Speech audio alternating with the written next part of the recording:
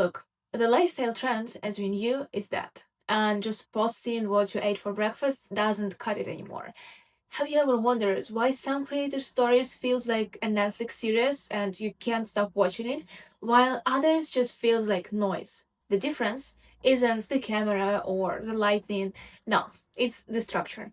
And you don't need to be a professional writer to keep people hooked. You just need to follow a blueprint. Today, I'm breaking down 4 storytelling frameworks that have worked for decades. I use this myself to turn everyday life into actual content that actually converts. First, Monomyth, or the hero's journey. This is the classic success story formula. You start in your comfort zone, get hit with a challenge, face the unknown, and come back transformed.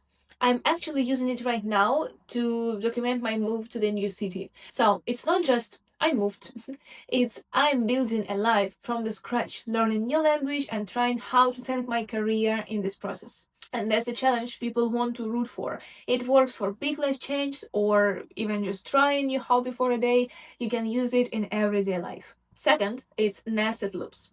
You start a story, loop A, then drop a second story inside it, loop B, and place your core message or moral at the very center. It's like when your grandma telling you a story about an old flame, but the real point is a life lesson she learned. I use this to talk about moving to Europe. I started with my current life, looped back to a road trip with my mom at the age 14, where I first cocked the travel bag, and hit the center.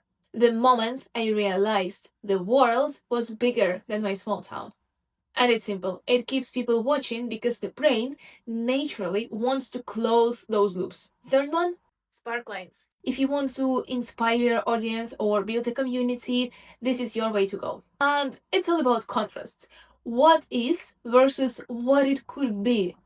AI creators are killing it with this right now. You show the struggle of the current reality and then contrast it with the ideal world your viewers could have if they followed your advice. I use this when opening up about my first business, showing the dream I had versus the reality where I failed and had to start over. It builds massive trust because you are showing the gap between the struggle and the win.